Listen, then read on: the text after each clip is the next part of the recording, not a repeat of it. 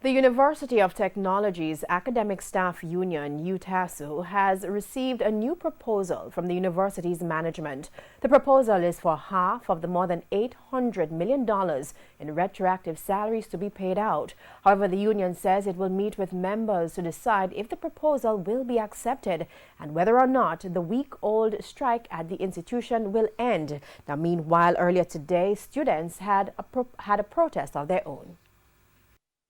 UTech students descended on the grounds of the Ministry of Education. It's been 5 days and no classes, resulting from the ongoing strike action by the teaching staff. Well, the students are here. They're quite, although they're upset, you can see the moods. They're not. They're upset that they're missing classes.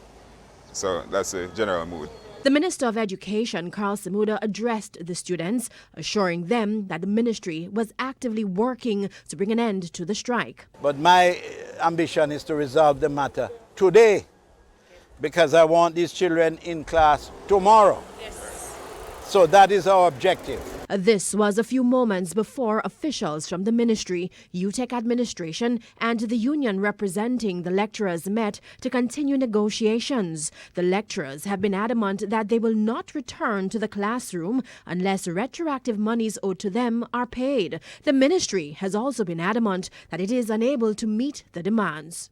We have been having discussions with the union, UTech, and we have reached a point where we now fully understand each other.